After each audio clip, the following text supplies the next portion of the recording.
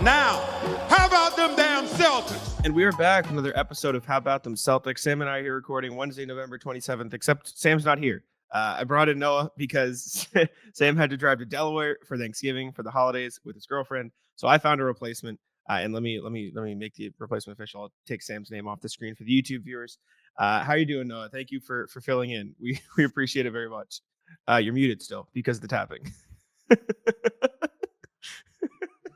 Noah's having a rough morning. And I made her unmute the mic. Can you hear me now? Yeah, we can hear you. Dude, I can't. I tried to the mic has two settings, so there's one that picks up my tapping according to Amit. Interesting. How's my tapping now? Is this better? Yes, I can hear. I can barely hear the tapping now. You're totally good. I'm not pushing anything else. Are you an anxious tapper? Is that no? It's like me clicking around on my computer, which I shouldn't be doing on a podcast. But no, I do it too. Okay. Well, thank you for joining. We appreciate it very much. And we'll get right into it, right? So the first thing that I wanted to talk about today is something near and dear to your heart, which is the Payton Pritchard 6 Man of the Year campaign. I was sure you were going to see the main Celtics. Imagine we do a whole pod on the main Celtics without me telling you. We just rock into it. No, but JB was very vocal about the Payton Pritchard 6 Man of the Year campaign. Before last game, he tweeted about it, and in the post game, he doubled down and talked about it. Well, because he was asked, but still. So my question, just to start, I guess that's important context. He was asked about it, so he didn't just off the dome. But is Payton Pritchard the 6 Man of the Year right now? And two, why? Because there are some good other candidates out there, i.e. Buddy Hield, Naz Reid, stuff like that. Yeah, we're jumping right into it. So I think he is. Obviously, it's still really early, which Jalen said as well. So you don't want to jump too far ahead here. But as far as just matching up the different options, Buddy Hield's fallen off a little bit from an efficiency standpoint. I think the main thing that separates Payton Pritchard from the pack is two things. One is the Celtics are winning at a really high clip, and that's always going to be, those kinds of awards are always going to come down to like which teams are actually winning, whether or not that's fair. And so that's one thing that they have going for him. Like, it's not just that he's putting up stats off the bench and so he just ranks well. He's actually contributing to winning. And I would say he's been one of the most important players this season as far as actually getting wins, because there are multiple games that I can go back to and point and say, if he hadn't hit those 3 threes in the second quarter, they're down by 25 to Milwaukee. If he doesn't hit the 3-pointer with 5 minutes to play versus Minnesota, maybe they don't pull that one away. So I think he's just hit big shots. He's had big moments, and he's really consistently done it. Playmaking, defense, scoring. So I think he has a really strong case. That being said, there might be, with Porzingis back, he might lose a little bit of his touches. And so maybe that'll take a little bit of a hit for him, but right now I think he stands as the front runner. Yeah, I mean, you look at the stats. It is funny because Buddy Hield definitely has fallen off in his efficiency, but he's fallen off from like 50% to 45, 41. So it's still like good efficiency, but his scoring has dipped. Payton Pritchard's averaging just under 15 a game. Buddy Hield's also just averaging that, but 0.1 less.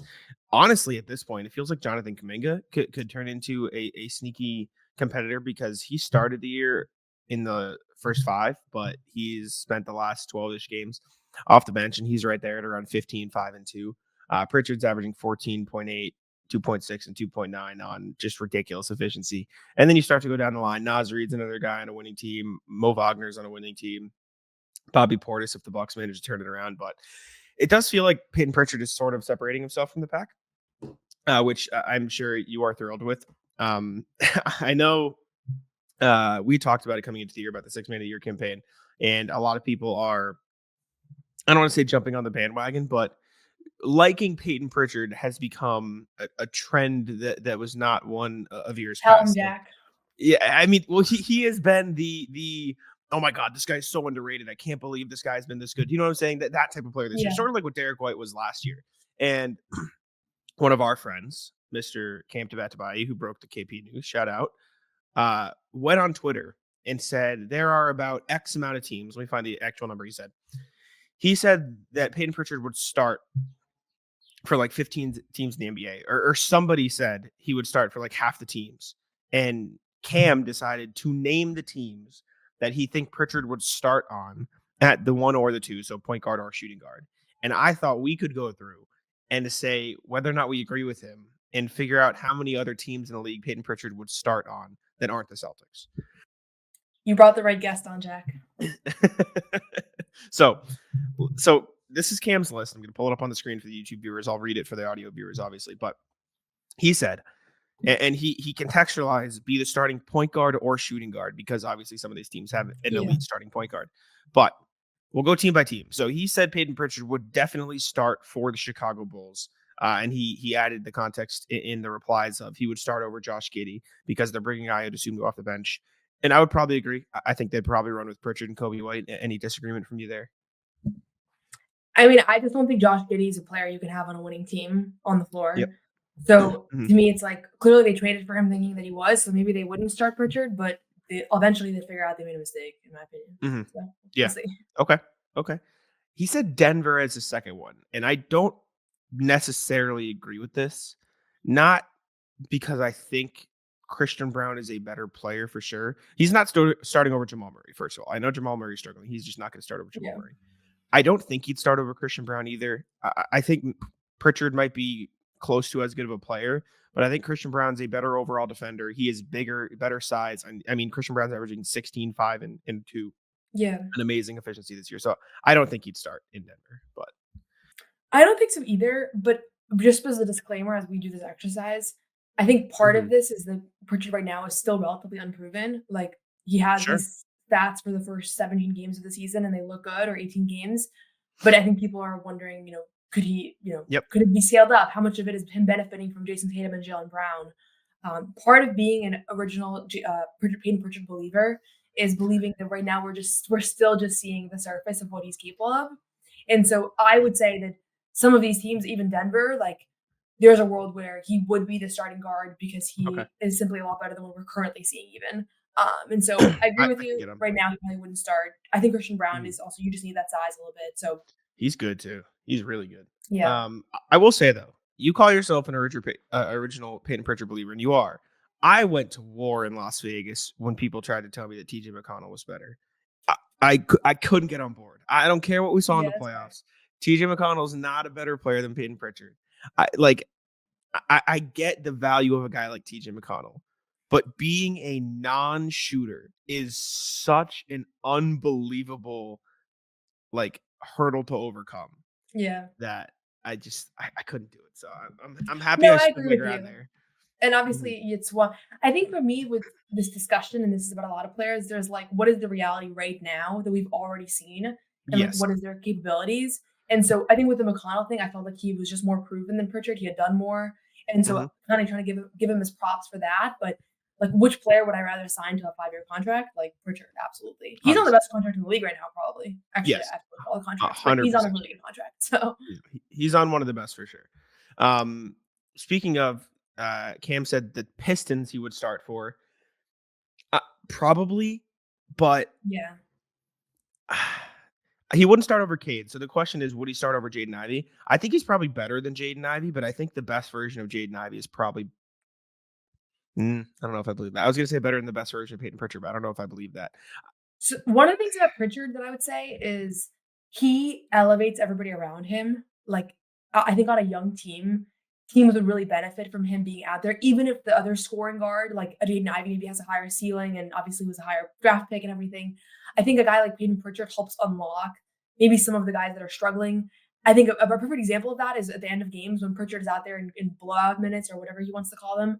He elevates all those guys around him. And when you take him out, suddenly you have 5 guys that look like they don't know what they want on either end of the floor. And we saw that at the end of last blowout where all of a sudden it was just really, really hard to watch. So he's like a JD Davison in that sense where JD kind of is in main and he facilitates things. And sometimes he gets the stats, but other times he's just making things click. I think Pritchard would be really good on a rebuilding team where you're just trying to put the pieces together, even if he's averaging 14 a game, Yeah. I wish Sam was here for that question because he's a Pistons guy. Sam. I think Sam loves the Pistons. It's been his bit for the past 2 years. I think he would start for the Pelicans, especially because they're injured. I think he would start for Portland. I think he would start for Toronto because they have RJ Barrett at 3.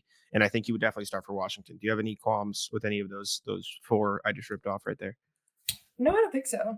I'm who even is on the Pelicans right now? I feel like they're all hurt, so it's hard to. Yeah. Well, Alfred Payton just had 21 assists in a game because they signed him 2 days ago. So that's insane. But I think he would definitely start for those. I don't know if he'd start in Houston. I would say yes, but that'd be a tiny backcourt with him and Van Fleet because I don't think he'd start over Van Fleet. Did Ime like But him? I'm trying to remember now the dynamics there. I don't remember. I think he played like a decent amount that last Ime year, and Yeah, then he didn't play a lot the first Joe year, if I remember correctly. I think he yeah. like earned his way into the rotation that last team year. Yeah, he played 71 games, 14 minutes a night, and then didn't play. He played 13 minutes in the playoffs, but um, I think Houston's a bit iffy just because of the style they play. But I think he's talented enough too. So, um, Golden State. I'm just gonna rip them off. Warriors, Clippers, Heat, Magic, Spurs, Utah. I think Spurs and Utah definitely would start. I think Orlando definitely. I'd say he'd probably start in Orlando. You can throw Suggs at the 2. I think the Clippers he'd start. I think the Warriors he'd probably start over Podziemski right now. I think Miami he'd start. Yeah, I think I can get on board with all these being teams he would start for. I can get on board. And again, another disclaimer, like he could start in Boston right now, Like he could Yeah, he easily could. start right now alongside Derek or Drew and have the other guy come off the bench. And the Celtics would have a great 5 unit. I understand why they don't do that, but even the teams that aren't on here, like I think there are ways that he would elevate starting lineups. And yeah. Yeah, I mean, I think he would start for teams that Cam didn't even mention. Like, I think he would start in Milwaukee, right? I think he could start next to Lillard. Gary Trent, like, Yeah. if your argument is, oh, the defense, Gary Trent's not giving you much defense this season. Andre Jackson can't shoot. So I'd rather just go with 2 smaller guys who can give you a bunch of offense. I think there's a chance he could start in Indiana. I think that's a bit more iffy because Mathurin's been so good. But if you play him at the 3 and just play Pritchard next to Halliburton, I wouldn't complain. I think he'd definitely start in Brooklyn. I think he's better than Cam Thomas. I think Cam Thomas is fine, but I think he's a bit overrated because he literally is the most one-dimensional player in the league. It's just that one-dimensional skill is the most fun skill to watch. I think he could start in Charlotte, Atlanta. Like I think Pritchard is good enough and could be good enough to start on most of the teams in the NBA, including, like you said, the Celtics. It's just a matter of would you rather him come off the bench and give you a spark there? But um, do you think there is a team in the league, Noah, where Payton Pritchard could go, he could start, and he would be an all-star this year? Hmm. Wish I had like all the rosters in front of me. I'm giving you a hard-hitting question. I can pull it up for you if you want to see the standings, so you can get Yeah, a peek at yeah. the Let me, teams. let me pull up the Here you go. standings So here. here's the Eastern Conference standings um, for a little bit, and then we can go to the West. But here's all the teams. You got Cavs up top. Obviously, they're pretty in a pretty good spot. But I feel like if you look at these middle tier teams like the Heat, Pacers, Nets, Bulls, Pistons, you're looking at a team that could be good enough to have an All Star, but also bad enough, or I guess not solidified enough to where Payton Pritchard could start. Yeah, so the tough thing is it has to kind of be a winning team unless you're going crazy. Yes. Like there's not going to be like these bottom teams here are not going to have all stars. I don't think. Mhm. Lamelo will be an all star, but outside of the Hornets probably. The 76ers are 3-13. Yeah. I really had them being the biggest challenger in the East. See, this is going to sound crazy, but I think a team like Orlando, honestly, Yeah. because like I think that. he goes there and he elevates that team a lot. Mhm. Obviously, right now, like there's a couple of guys that are in all-star contention. I mean, Paolo's out with the injury, but Franz Wagner is going to probably be an all-star. I would imagine. Yeah. It's tough. No, I think the Orlando is the best one because I mean, all you hear about is, oh my gosh, get them a guy who can give them a little bit more offense, and they'd be great. Like you've heard Zach LaVine, Anthony Simons, like these names that are Yeah, he'd be a so great fit for one them, dimensional. honestly. But I think if Peyton Pritchard's on that Magic team, they're probably like, I mean, they're already a top 3 team in the East, but I think they are like a legitimate, like, oh shit, like that's a really good Magic team because they don't really have shooting like that. They got KCP to fill that void, but it's just KCP.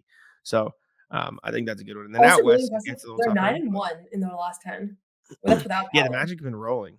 Or they've been rolling, man. Franz Wagner's been a monster, so they're gonna be scary. Then out west, I think it gets a little bit more tricky. I think if you put Payton Pritchard on that Spurs team, that'd be a very fun watch. But we can cut the Pritchard talk there. The next thing I did want to talk about is Kristaps Porzingis obviously returned against the Clippers. We talked about it in our recap pod of the game. I wanted to discuss just a little bit of how he looked, how you think he looked, and the question that I kind of want to center around: do you think he'll come off the bench when Horford is back? No, I don't actually. Because I think the long-term plan is for him to not, and they want him in that starting unit. And honestly, like they have had some slow starts this year. That starting lineup has not been the best as far as just coming out the gate and building a lead. And last year, that was their thing. Was the Celtics starting lineup would come out and it was like a rampage constantly. And so I think the ultimate goal is for him to be a starter. He obviously started last game with Horford out. They also want to preserve Horford's minutes. So I think he'll start. The one thing I'm wondering is I feel like Horford never really got that comfortable in that bench role last year. Like he was really at his best when he was starting. And so there is something to be said for if or Horford starts, he obviously can be that connective piece. And then Porzingis comes off the bench and it's like now you're going up against like the other team's backup big. Like that's kind of ridiculous. So it creates a little bit of a mismatch. I think it's a fun thought experiment, but I think they're just going to want to go with their original five, their intended starting five, and kind of come out as strong as possible off the gates. But I don't really mind either way. I don't think he really minds. That's the nice thing about Porzingis is I don't think he's going to have an ego about it regardless. Definitely, and I think he looked good enough and healthy enough where they don't really have to worry about that right now. I do have Yeah. to quickly do something, which is remind you listening about Prize Picks because Prize Picks is the best place to get real money sports action. With over 10 million members and billions of dollars in awarded winnings, Prize Picks has made daily fantasy sports accessible to all. You just pick more or less on at least two players for a shot to win up to 100 times your cash. Run your game all season long with Prize Picks. Sam and I use the Prize Picks every single pregame show. Noah's seated on a screen every single time we're running through the picks, having the live chatters. Decide more or less. We love taking the more on opposing players' turnovers. We love taking the more on points, on blocks, all that fun stuff. I love the blocks for Drew Holiday and Derek White because Derek White's going to get one. It adds a little bit of juice to your point when you see it in action. Sign up today and get $50 instantly when you play $5. You don't even need to win to receive the $50 bonus. It's guaranteed. Prize Picks is the best way to get action on sports in over 30 states, including California, Florida, Georgia, and Texas. And Prize Picks now offers Venmo for quick and easy deposits and withdrawals into your account this sports season. Download the app today and use code CLNS to get $50 instantly after you play your first $5 lineup. Again, download the app today and use code CLNS to get $50 instantly after you play your first $5 lineup. Prize Picks, run your game. All right. Al Horford starting, KP starting, Al Horford off the bench is what I agree that the Celtics should run with moving forward. But I did just think it's an interesting thing. And the other KP topic is last year, the Celtics won 64 games, right? It was one of the best teams we've seen in the past decade, just purely by win total. They were dominant in the playoffs. They were the most dominant team in the league, most dominant team we've probably seen since those Warriors teams. And they started off better this year at 14-3, and then Kristaps came back. How good do you think the Celtics are now, adding the context of KP is back, and they were better regular season record beforehand versus where they were at last year? Yeah, it's funny because I feel like fans felt like they had a much slower start. And then Sean Grandy had a tweet that put, I don't know if you saw this, Jack, but there was like Team A and Team B. And it was basically last year's team had the same record, slightly worse point differential, or it was very comparable. So in effect, I think as much as maybe the eye test has felt like, oh, there's been some defensive drop-offs, they've had some dog fights with maybe not so great teams. Some of it is just people forgetting that that's kind of what happens in the NBA. Like you don't go out and blow out all the bad teams. That's just not how it works. Sometimes you lose to the bad team. Sometimes it requires a game winner. I think this team has found ways to win, and they've only dropped 3 games. And while there might have been a little bit of panic after that Hawks loss, I felt really comfortable they were going to come back and they rattled off 6 straight wins. So is this team going to be as good as last year's regular season team? It's hard to give them that standard, and I predicted like a lower win total just because I think it's really hard to do that 2 years in a row during the regular season, especially coming off a championship. And honestly, we thought Porzingis was going to be out longer. But now that we're in the thick of it, I wouldn't be surprised if they're pretty comparable to last year's team. The funny thing is that might not be enough to be the number 1 seed because we've seen Cleveland come out in just a ridiculous start here. And I think maybe that's part of where people's frustrations have come from, or like people's like lack of excitement about the Celtics start is realizing that there's another team that's the hot team, and it's not Boston. And Yeah. people are used to Boston being the team that's crushing teams in the regular season. Do you think the Cavs could beat the Celtics in a 7-game series? Yeah, I mean anything can happen, but I would be surprised if that happened. Like it's obviously possible. Okay. They're obviously the team, but I don't view Yeah, it as like a very legitimate. Like if we're going into a 7-game series, Boston Cleveland, like I'm pretty comfortable with that matchup. You feel okay? I agree. All right, let's jump over to email here. No, I don't know if you've ever been here for an email segment of the I don't think pod, so. but we have people email us every single show, except for last time. These guys were slacking. But a reminder, as always, If you you guys ever can need email us. emails, let me know. I can fire some off. Please, I mean, we will read them if you send us an email. Listen. You guys can email us at hbtcpod@gmail.com. That's hbtcpod@gmail.com. Let's get right into it. First email today from RJ, our email legend. What's poppin'? The 23-24 Celtics are back, he says. Evening, folks. Spin the wheel and see who wins the Incognito gift card, one of our old sponsors. This year's Celtics feel like last year's finally. Everyone was looking forward to the return of Kristaps Porzingis, hoping that it would give the team a boost once he and they got comfortable with each other again. Apparently, it took all of one quarter to settle in as the Celtics unleashed a 51-point second quarter on the Clippers, driven by solid defense, crisp execution, and ball movement that looked like everyone was having fun in the first half, who played either 2 or 3 assists, except for Sam Hauser, who simply went 2 of 2 on his threes. Winning makes everything pretty, but we forget that playing pretty ball makes for winning ball. Happy Turkey Day to all. Be well, RJ. Yeah, 100% RJ. I mean, we just talked about it, I think. That game was great, and I was very impressed to see they didn't really need any warm-up time with KP, but RJ did give us another email on KP, so he says more on KP, Celtics. Morning, folks. Still mulling over last night's fabulous win over the Clippers. To me, it was historic. Championship teams find a way to win in any set of circumstances. The 4 recent wins against the Raptors, Cavs, Wizards, and Timberwolves all demonstrated that the Celtics had the quality. None of them were especially elegant, send the footage to Springfield victories, but they went in the win column nonetheless. And while every year there's a champion who grinds out the tough victories, only once in a while do we see a team that has the extra level that they can tap into. It isn't measured in how many eye-popping one-on-one highlights they generate, but how effortlessly a team turns a 5-point deficit into a 9-point lead or a close game into a blowout. It's a literal manifestation of the sum is greater than the parts. Last night against the Clippers, for the first time in many years, I saw the Celtics reach that level in the second quarter. It wasn't that the threes were going in. It was the way that the right shot kept being found. This year is about to be better than last year. Be well, RJ. That second quarter was unbelievable to watch in real time because they just mauled the Clippers from behind the arc. And I don't even think the Clippers were playing like, it wasn't great 3-point defense, but the No. Celtics just like wore them down. And it was like, everybody. That was the thing. yes, that was peak Celtics. Very Yeah, nice. I mean, I think honestly, I tweeted this out the night of the game, but I feel like Celtics fans were waiting for that specific game because we had so many of that game last year, and that became like the hallmark of this team.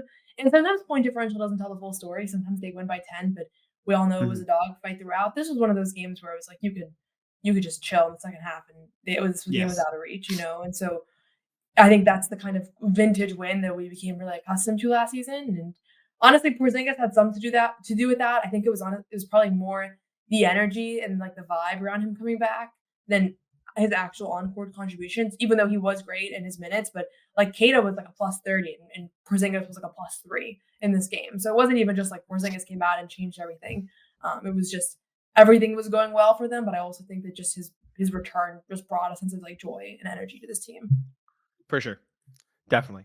Last email we got today is Philip Hart, who says, I need a holiday. Fellas, sometimes you just need a holiday. Know what I mean? Sit back, relax, sip whatever you got. It's all going to be okay. A Drew holiday. So he said this was one of the fun ones to make because of my love for the ukulele. Below are some photos of my most recent ones. Don't worry, I'm about to make 20 ukulele songs I did in a past life, but it seemed perfect. So Noah, you remember when I told you that Sam and I got lunch with one of the listeners of the pod? Say it again? Remember how I told you that Sam and I got lunch with like a pod, like a listener, somebody who listens to the pod over and over? Yeah, you told me. I didn't know you That actually was happened, but you Philip. told me it was coming. Mhm. Oh, there we Philip, go. he makes ukuleles like by hand. Like these are woodworking that he made. Like he made these ukuleles. Oh, that's And sick. he has been making us songs. So he's made us an Emi Skata song. He's made us a How About Them Celtics song. He's made us a Threes song. And he made us a Drew Holiday song just now. So we're going to listen to the Drew Holiday song live on the show. Cool. And then we'll see this. So let's see what he's got to.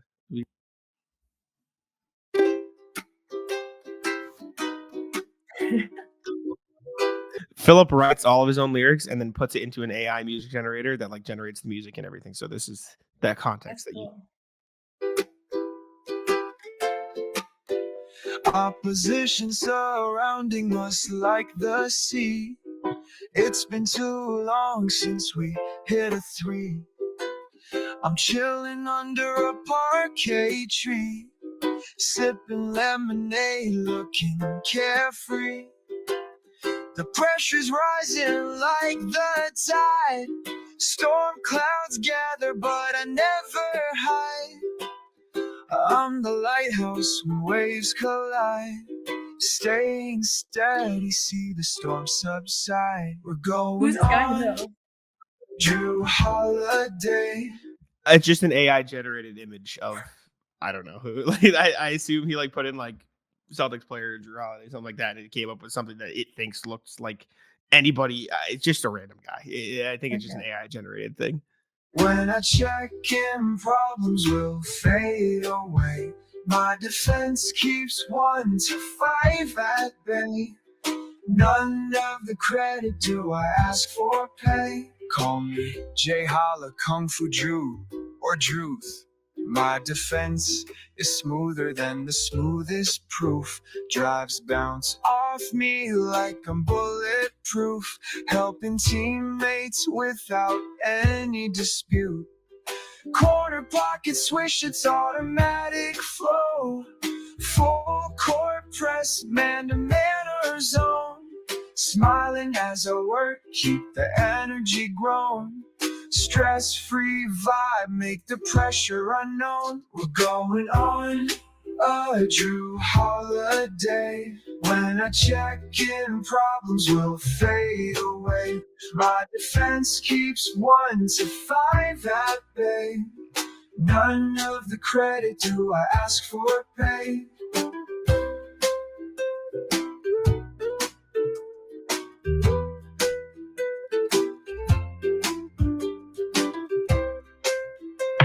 Philip's songs give me life. It is my favorite part of every single email. That's so good. Kicking out from It's pretty deep cool. corners mine. Posting up your guard, watch the score climb.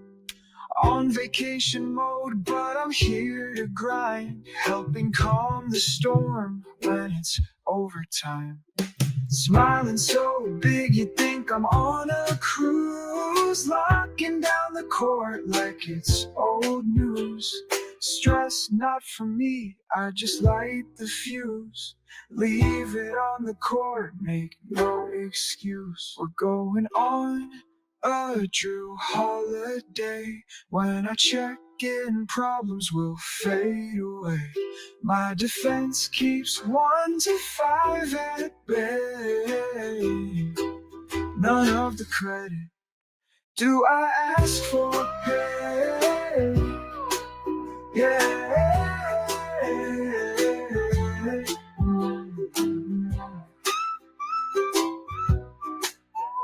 Wow. Thank you, Philip. How often do you he's- get these? So here, I'll show you. I'll give you a brief rundown, and then I know you got to get out of here, so we'll get you out of here. But I'll give you a brief rundown of the Philip songs lore before we wrap here. We'll wrap. Don't worry, pod listeners. We're still doing an NBA section. I got you with that. But let me pull up Philip Hart, Celtics. Yeah. So I'll give you a little snippet of each of them, just to give you a taste of it. But so he wrote us a KP return one. So this is his. Wait, that's so cool. That actually kind of looks like AP. Yeah, right. The other one did The Drew not. Holiday one kind of looks like Giannis a little. I don't even know how to explain it. I think he just like puts in like people into AI and like it spits out whatever Yeah. it spits out. But That's rare. And block shots, that's like a unicorn sleep. Brad is a genius. here we go. Tingus, Pingus, Brad is a genius. KD, name me up a different genius. He writes the Push lyrics? unicorn, a lot the insta. Yeah, he writes the lyrics and he puts it in AI. That's so funny. The Mish Kato one is one of my favorites. Here, I'll play you this. Oh, I think you showed me this one. Yeah. Probably. Yeah. It's one of the most catchy. Name me a skater, big and tall. Wingspan so wide he could hug a wall. In the paint, he's blocking dreams. Every now and then, guards slip between. He's a 7-foot giant from the Lisbon coast. Portugal's pride, yeah, you know they boast. It's so good, bro. The country song is my favorite, though. The Rain in Threes. I sing this one all the time. Traveling with the boys and stars. That's so funny. Betting big on a hand of them. PP's gets 30 today. I know we're gonna dribble up and launch it early. Anyways. Make some nice second step backs. Thank you, Philip, for the emails. We appreciate you. All right. That'll end the Celtics. I'm going to let Noah get out of here, and I will do the rest of the NBA section, the rat list, stuff like that for you, so you get a full pod. But thank you, Noah, for joining us. We appreciate the fill-in. Thank you. Sorry I couldn't stay on Very longer. good. No. Thank you very much. We appreciate it. All right, let's talk NBA. Going to be a little bit of a shorter pod just because I'm by myself now. But thanks again to Noah for joining us for the Celtics section. We can go through the standings quick. I'll take off the overlay for the YouTube viewers so we can just do the standings. But let's see where everyone in the league is looking. Like we mentioned, the Cavs are still sitting atop the Eastern Conference. They are currently 17-1. Jeez, I was about to say 16-1. Celtics 15-3, just 2 games behind them. Magic and Knicks both now well over 500 at 12-7 and 10-7, 3 games above for each of those guys. Bucks have fought their way back. They're 7-3 in their last 10, finally turning things around. They're at 9-9, so 500 now. But like I said, they've won 5 in a row, 7-3 in their last 10. They look a lot better. Then you got the Bucks at 7-8, Pacers at 8-10, Nets at 8-10, Bulls at 8-10, or excuse me, 8-11 for the Bulls, 8-11 for the Pistons, 7-11 for the Hawks. 6-11 for the Hornets, 4-14 Raptors, 3-13 Sixers, and 2-14 Wizards. Wizards have now lost 12 in a row, as Sam would say, on Pistons record watch. The East is sort of shaping up in the manner with which you would have thought at the start of the season, outside of the Sixers, obviously, but like you could have pictured the Pacers, the Bulls, the Pistons, like that. Those would be the play-in race teams. Maybe you thought the Hornets would be a little bit better. You knew the Cavs were going to be good enough. You knew the Celtics, obviously, Magic, Knicks, Bucks, Heat. Like it's all starting to make a little bit more sense, and things are looking more as they should in the Eastern Conference. Meanwhile, out west, things are looking again similar. Thunder at 13-4, Warriors at 12-5 now. They've lost 2 in a row. Rockets at 13-6. Grizzlies at 11-7, Suns at 10-7, Lakers at 10-7, Clippers at 11-8, Nuggets at 9-7, Mavs at 10-8, Spurs at 10-8, Timberwolves at 8-9. They're falling under 500 here, as have the Kings at 8-10, Blazers at 7-11. They've been decent, well, 4-6 in the last 10, but better than people thought. Jazz at 4-13, Pelicans at 4-14. So 4 teams with 10 plus wins in the East, and 1, 2, 3, 4, 5, 6, 7, 8, 9 in the Western Conference have 10 plus wins. Rockets continue to be good. Grizzlies have won 3 in a row. They're turning things back around. Spurs are on a roll. Wemby looks great. Great. Shout out to Mitch Johnson, who has been coaching them up. Well, Pop works on his health. Hope Pop's doing well. Kings have lost 4 in a row now, so they're in the struggle bus. Got the hiccups a little bit. The Bulls beat the Wizards in the NBA Cup last night as I'm recording this, which means they're now 3 2-1 teams in that group for the Celtics that they have to compete with. It's them, the Bulls, and the Hawks. Cavs only played 2 games, so they're 1-1. The Wizards are 0-3 at this point, but everything will come down to Celtics beating the Bulls, and if the Cavs beat the Hawks, and the Celtics advance in the Cup. So that's a little Cup update for Boston. The Timberwolves lost to the Rockets in an exciting game last night as I'm recording this. In the NBA Cup. They look really good. Their defense has been carrying them. Ime Udoka talked about it recently, as we detailed in the last pod. So the Rockets have been fairly impressive this season. Another noteworthy team that people should be paying attention to. And then the Bucks, man. The Bucks keep stacking wins. I mean, it's still unclear to me how big of a threat they will be in the grand scheme of things to the Celtics and everything like that, because you don't really know how consistent they can be, but they look a lot better. They're starting to look more like the team you expected. They're still in close to win, so it's not like they're blowing a lot of teams out. I know they picked up a close one against, I think it was the Heat the other night, but they're starting to look like, okay, you can see the outline of a more competent team. That makes sense. I do have to take a quick break here to tell you guys about Game Time, however. Game Time is the best place, to buy tickets. I know Sam and I both use it whenever we are looking to get our tickets for the latest NBA action, latest NFL action, concerts. I say it every time because it's my favorite artist and I'm going to keep saying it. But no tickets, Game Time was the play and continues to be the play. NFL games are not Sam's style, but my uncle and my brother and my sister and my cousin and I always go to NFL games every year. And I have encouraged everybody to use Game Time because my uncle didn't know. He didn't know the vibe, and now he does. Game Time has a new feature called Game Time Picks that makes getting tickets to see your favorite team play live even easier. Game Time Picks filters out the fluff to show you incredible deals on great seats so you don't have to waste time searching through thousands of tickets. Let me share my screen here for the YouTube viewers. Audio listeners can get my play-by-play of the action. Let me open up Game Time for you guys, and we're going to go to Patriots, right? We're going to see how the Pats are going to be,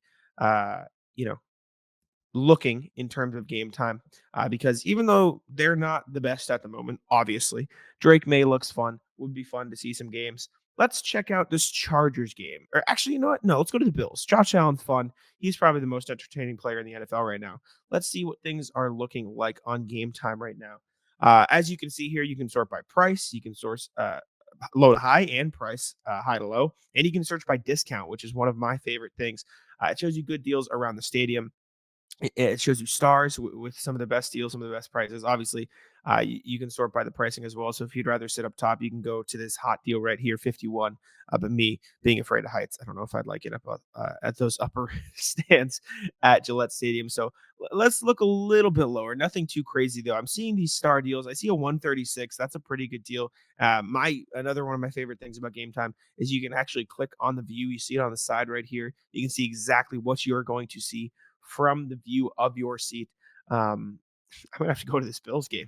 It's gonna be a fun one to see Drake May live in action. That'll always be a good time. Take the guesswork out of buying tickets with Game Time. Download the Game Time app, create an account, and use code CLNS for $20 off your first purchase. Terms apply. Again, create an account and redeem code CLNS for $20 off. Download Game Time today. What time is it? Game Time. Back to the NBA though. What we were discussing beforehand. It's looking like the East is taking shape. Obviously, the Celtics are sitting up there towards the top of the Eastern Conference. The Cavs have still been rolling, with the Celtics game being their only loss. But the Celtics have the largest win streak in the NBA at 6 games. But then right behind them is the Bucks, man. The Bucks are an interesting case. I think the Magic and Knicks are also a lot better than people realize. It's starting to sort of slowly build up the Eastern Conference. I mean, like, you can see the outlines of competitive teams. It's no longer the embarrassment it was to start the year. But the West is just mega stacked, right? Outside of the Suns, who are 4-6 in the last 10, let me rip these off. Last 10: Thunder 6-4, Warriors 6-4, Rockets 8-2, Grizzlies 7-3, Lakers 6-4, Clippers 6-4, Nuggets 6-4, Spurs 7-3. Like, you've got so many teams who have been so good, and the teams who are 6-4 or maybe not necessarily like as dominant as you'd think for a last 10, it's because they have to play each other, right? So the strength of schedule teams are all going to be in the Western Conference just because that's how the things are lining up.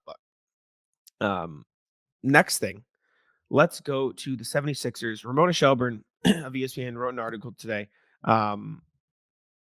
talking about sort of the drama going on in Philly. I'm not going to read verbatim everything she said. If you want everything, go read the article. Go check it out. It's on ESPN. But I'll go down through a couple things just to discuss briefly here. She talked about Embiid. Said already this season, Embiid, the 23 MVP, responded to critics who questioned his desire to play, saying, "I've done way too much for this effing city." Days later, Embiid was suspended 3 games by the league for shoving a reporter, et cetera, et cetera. In a team meeting, Maxey called out Embiid for being, quote, late to everything, which resulted in Embiid and George calling out whomever leaked the story to ESPN. And perhaps most troubling of all, Maxey made a plea to, quote, play with some pride after a recent loss. Quote, this is a source saying something to Ramona Shelburne, saying, quote, everything except for Jared McCain, everything that could go wrong has gone wrong. So except for McCain, everything that has gone wrong could go, or has gone wrong could. I can't speak English. Everything that could go wrong has gone wrong, except for Jared McCain. Some more stuff from Ramona. Throughout his career, Embiid has generally kept to himself when he was sick or injured, but with the team reeling, Maxey felt he should be with the team at shoot-arounds and meetings and said so in an hour-long team meeting after the loss of Miami. Embiid took those words to heart, team sources said, and wasn't angry with Maxey, but he and other players also aired frustration with the coaching staff and each other at not always knowing what they were trying to accomplish, on both ends of the court. Nick Nurse acknowledged the meeting in his post-game comments in Miami, noting it was the reason he was over an hour late. Nick Nurse said, "We need to start winning." The meeting was brutally honest. Everyone wants the team succeed, and we're not right now. We're losing, and there's all kinds of issues and reasons why, and we're trying to get it taken care of. We knew at the beginning of the season that we needed to be healthy, and we needed to have some things come together quickly. So far, none of that has happened. So I think everybody just needed to get these things on the table. And I think in that sense, the meeting for us was a step in the right direction. So some extra context as to what's going on in Philly right now. Obviously, it doesn't sound like the most promising season. The Sixers are the second worst team in the Eastern Conference at 3-14. 3-13 as I'm recording this. Jared McCain's been awesome this year, as the article detailed, but everything outside of that has been a mess, just a complete another mess. They put together a team contingent on Joel Embiid and Paul George being healthy, and they've been anything but that. Tyrese Maxey has played all right. 24 points, not very efficient. 41, 29.5 splits, 3.2 rebounds, 3.8 assists, only 1.6 turnovers a game, which, considering how much he's handling the ball in the 10 games he's played in, is pretty good. But he's struggling a little bit. Embiid's only played in 4 games, and he hasn't been efficient at all. He does not look healthy. Jared McCain's been incredible. 16.6 points, 2.8 assists, 2.2 rebounds on very efficient shooting. Paul George has been bad in the games he's played in. And then the next guy who has played in every game for them is Kelly Oubre, who's averaging 13 on inefficient shooting. So they just don't have the personnel to be dealing with these injuries. Even if Embiid and Paul George are healthy, their depth would be Jared McCain, Kelly Oubre, Caleb Martin, which is fine, but that's where you need the stars to be at their best in order for the team to be playing well. And they don't have that right now. Gershon Yabusele, former Celtics, having a good season. He's had to start in some of their games because of Embiid being out, but you're just not going to have a successful season if you're Philly and Embiid isn't there, right? So it is what it is in Philly right now. Obviously, he's hurt, so you got to make sure he's healthy first, and that's got to be the priority. But it's a tough thing to be dealing with. But I think that wraps up the NBA section. I'll do a quick rat list for myself. I'll tell a brief story, then we'll get out of here. You guys have a shorter pod today. Just apologies. Sam's traveling. It is what it is. Life happens. We're here every single day. So if one of us has to miss a pod every now and again, it's just kind of what it is. I will rat list my family's new dog, Georgie. She's very cute. Her name's Georgia. We call her Georgie. I'm home for Thanksgiving right now. And this is the first time I met her. But I got up early this morning to come down here with her because my old dog Duke, who you guys know, and Georgie don't get along too well yet. You got to sit between them. You got to make sure the puppy doesn't get anything. And I'm sleeping. She's sleeping all morning. I came down here like 7:30, and she slept till like 9:30 for an extra couple hours. And then I woke up, and she was like ready to get up. I was like, all right. She started sniffing around for like these little pee pads we have on the ground in case she pees in the house. And I was like, oh, okay, she's got to go out. Let me get up. I was looking for it, and I get up. I put her over the gate, and I turn around to look for a sweatshirt, which is what I'm wearing right now, or like a long sleeve shirt because it's cold out. And before I can find one, I turn around and she is peeing in the house, not on a pee pad, but next to a pee pad as I'm trying to take her out. So I was mad. I took her out anyways, find a sweatshirt, finally take her outside in case she has to pee more or use the bathroom anymore. And she just kind of stands there. I have to lift her up down the stairs that are outside the house. And I put her down, put her in the grass, doesn't do anything, doesn't move, doesn't walk around. I don't know if she's scared of the leaves or the grass is too tall, whatever. We stand out there for like 5-ish, 10 minutes, maybe definitely less than 10 minutes because she just wasn't moving. She didn't even walk around and try to pull her to walk around. She didn't want to do anything. So I'm like, all right, whatever. She probably just peed in the house. It's fine. Get in the house, put her down. I'm making coffee. Or actually, no, that's a lie. I'm not making coffee yet. I'm cleaning up piss. And I turn around and she's in her crate shitting in the crate. And so I took her out for no reason. She sniffed around, did nothing, and then peed and pooped in the house. So I spent my morning cleaning that up, recording this with Noah, as Noah's audio issues, or not audio issues, but she's been dealing with her bunny apparently was giving her troubles as well. So just a lot of pet issues here at HBTC and contingents. But anyways, that'll wrap us up. Shorter pod today because of everything going on, but hopefully you guys understand. Happy holidays. Happy Thanksgiving. We appreciate you very much. I forgot this is literally going up on Thanksgiving. So happy Turkey Day to everybody. We appreciate you very much at HBTC. Make sure to leave a like, subscribe here on Spotify, on Apple. Follow Noah on Twitter. If you don't already, you definitely do. Noah Dalzell. Follow Sam on Twitter at Sam France NBA. I'm Jack Simone NBA on Twitter. That's it for us. Goodbye. Taco, come on. Taco's having some fun here.